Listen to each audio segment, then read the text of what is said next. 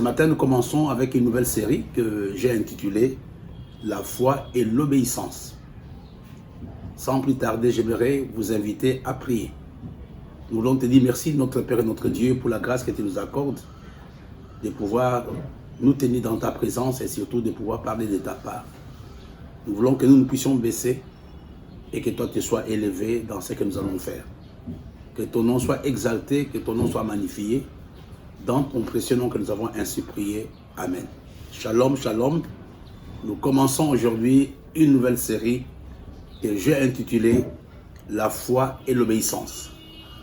C'est vraiment important de comprendre ces deux mots parce que la foi et l'obéissance, en fait, ce sont les deux conditions sine qua non pour l'exaucement de la prière.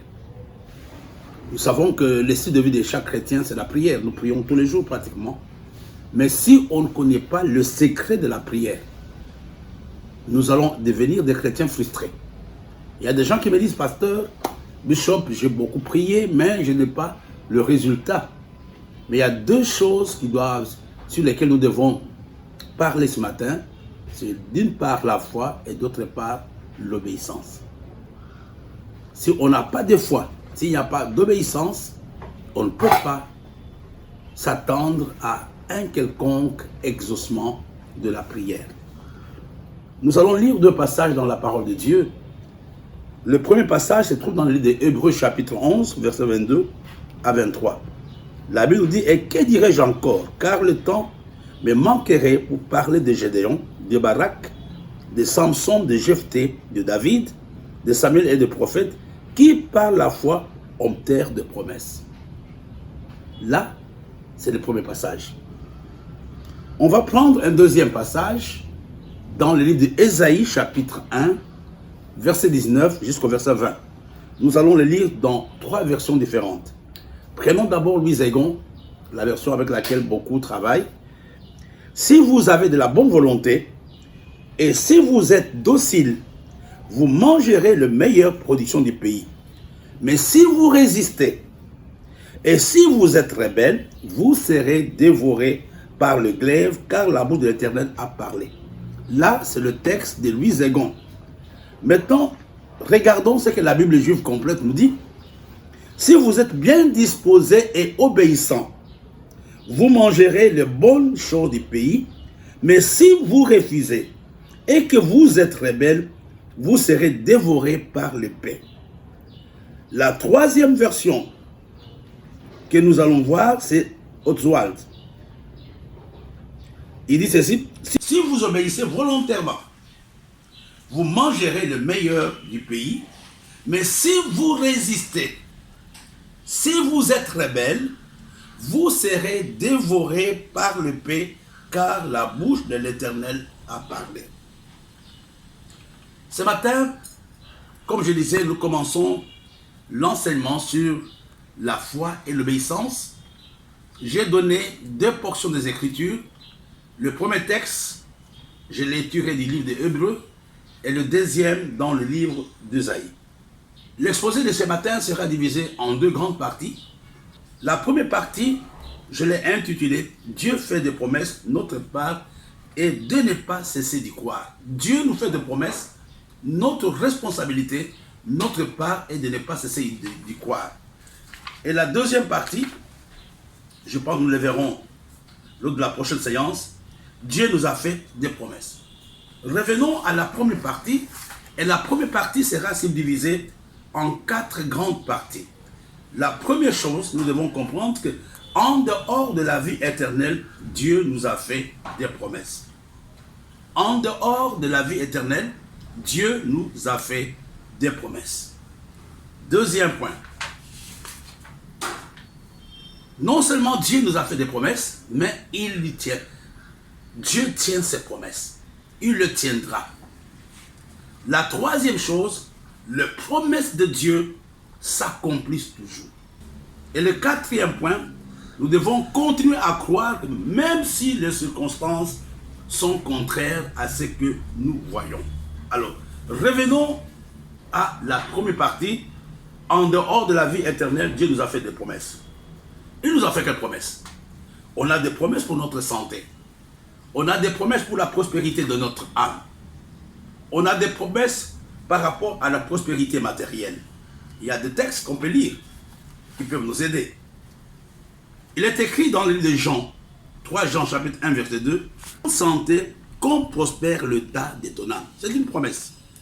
Il y a un autre texte dans le livre de Marc, au chapitre 10, verset 29, qui nous dit, « Jésus répondit, je vous le dis en vérité, il n'est personne ayant quitté à cause de moi et à cause de la bonne nouvelle sa maison ou ses frères ou ses sœurs, ou sa mère, ou son père ou ses enfants, ou ses terres, ne reçoivent au centuple présentement dans ce siècle de maisons, de frères, de sœurs, de mères, des enfants, de terres, avec de persécutions, et dans le siècle à venir, la vie éternelle. » Donc, ces deux passages nous montrent les promesses que Dieu est en train de faire à l'homme. Dieu aussi a fait des promesses par rapport à notre paix. Dans le livre de Philippiens, au chapitre 4, verset 7, il est dit ceci, « Et la paix de Dieu, qui surpasse toute intelligence, gardera vos cœurs et vos pensées en Jésus. » Jean, chapitre 4, verset 27 nous dit, « Je vous laisse la paix, je vous donne ma paix. Je ne vous donne pas comme le monde donne, que votre cœur ne se trouble point et ne s'alarme point. » Il y a pratiquement des promesses de Dieu pour chaque domaine de la vie de l'homme. Nous avons des promesses même par rapport au mariage. L'homme quittera son père et sa mère et s'attachera à sa femme. Ils deviendront une seule chair. Donc je disais tout à l'heure que Dieu est un Dieu de promesses. Il a fait des promesses à l'homme. Il m'a fait des promesses. Il t'a fait des promesses. Mais ce qui est important, que tu puisses retenir ce matin, que Dieu tient toujours ses promesses. Et tout ce que Dieu attend de nous, c'est de savoir attendre le temps de Dieu dans la confiance en lui. J'attends ce que Dieu m'a dit. Je m'attends à ce qu'un jour, ce que Dieu m'a dit puisse se réaliser. Dieu tient à ses promesses. Il attend que toi et moi lui fassions confiance pour attendre le temps de l'accomplissement. Il y a deux passages qui peuvent nous aider, un seul passage plutôt, deux. Le livre d'Habakkuk chapitre 2 au verset 3, la Bible nous dit, « Car c'est une prophétie dont le temps est déjà fixé. Elle marche vers son terme. Elle ne mentira pas. Si elle tarde, attends-la, car elle s'accomplira certainement. » Et vous comprenez que à chaque promesse, la promesse que Dieu te donne, qu'est-ce qu'il fait? Il fixe le temps de l'exécution. Il fixe le temps de l'accomplissement. Et personne ne connaît le temps de l'accomplissement. Moi, je ne connais pas le temps de l'accomplissement, mais Dieu connaît le temps de l'accomplissement de la promesse qu'il m'a faite. La Bible nous dit que si la prophétie, il dit c'est, car c'est une prophétie dont le temps est déjà fixé. Dieu connaît le temps exact de l'accomplissement de ce qu'il t'a dit. Mais tout ce que Dieu attend de toi et de moi, c'est de savoir attendre dans la confiance. Dieu a un temps fixé pour chaque accomplissement dans ta vie. Il connaît les projets qu'il a formés pour toi. Il dit que ce sont des projets de paix, non des projets pour te nuire. Ce sont des projets pour te faire réussir sur la terre. Mais ce qui est important pour toi et moi, c'est discerner le temps de l'accomplissement. En étant sensible au Saint-Esprit. Pendant cette classe, certainement Dieu est en train de te parler. Tu peux savoir que le temps de faire ceci, le temps de faire ça est arrivé. Abraham a su attendre l'accomplissement de la promesse pendant 25 ans. Et la Bible nous dit qu'il avait cru en Dieu et cela lui fut imputé à justice. L'auteur de l'Épître aux Hébreux, déclare de Sarah. Je vais vous lire ça. C'est par la foi que Sarah, malgré son âge avancé, fut rendue capable d'avoir une prospérité. Parce qu'elle crut à la fidélité de celui qui avait fait la promesse. C'est dans les Hébreux au chapitre 11, verset 11. Frères et sœurs, ce matin, j'aimerais au troisième point te dire que les promesses de Dieu finissent toujours par s'accomplir. Les promesses de Dieu finissent toujours par s'accomplir. Il y a un bon texte dans les 1er Roi chapitre 8, verset 56. Je vais vous lire le texte. C'est le roi Salomon qui fait cette déclaration. Béni soit l'Éternel qui a donné du repos à son peuple d'Israël selon toutes ses promesses. Alléluia. J'aime la suite. De toutes les bonnes paroles qu'il avait prononcées par Moïse, son serviteur, aucune ne resta sans effet. Et j'aimerais que toutes les promesses que Dieu t'a faites pour ta vie, pour ton ministère, pour ton mariage, qu'aucune promesse ne reste sans être accomplie. Il y a aussi un texte dans les 1er Chroniques, chapitre 16, verset 15. C'est Asaph, le chanteur de l'Éternel, qui déclare cela. Qu'est-ce qu'il dit? Rappelez-vous à toujours son alliance, ses promesses pour 1000 générations. Et David ajoute toujours dans le même esprit une parole dans les psaumes 105, verset 8. Il dit ceci, il parle de Dieu. Il se rappelle à toujours son alliance, ses promesses pour 1000 générations. Dieu ne peut pas oublier les promesses qu'il t'a faites. Et les promesses que Dieu t'a faites vont finir par s'accomplir. Il y a deux choses qui sont très importantes dans l'exaucement de nos prières. C'est la foi et l'obéissance. Quand Dieu t'a fait une promesse, il y a deux choses que Dieu attend de toi. C'est ta foi et ton obéissance. Cela nous amène à dire ceci. Nous devons continuer à croire, même lorsque les circonstances sont contraires. Toi et moi, nous devons continuer à croire, même si les circonstances sont contraires. Il y a un texte que nous allons voir dans le livre de Rois. Nous connaissons l'histoire d'Élie. La foi d'Élie est l'accomplissement de la promesse au temps. Dieu avait dit à Élie qu'après 3 ans, il y aurait de nouveau la pluie. Au bout de 3 années de sécheresse, décrétée par Dieu lui-même, le temps était venu pour l'accomplissement de sa promesse. Regardez, Élie savait que la pluie allait venir 3 ans après. Mais humainement parlant, ou même si vous voulez bien, sur le plan physique, il n'y a aucun signe qui montrait que la promesse que Dieu avait faite allait s'accomplir. Il n'y avait aucun nuage à l'horizon. Mais lorsqu'Élie, confiant que Dieu allait maintenant envoyer la pluie, s'est mis à genoux dans la position d'enfantement. Il s'est mis à genoux pour pouvoir prier.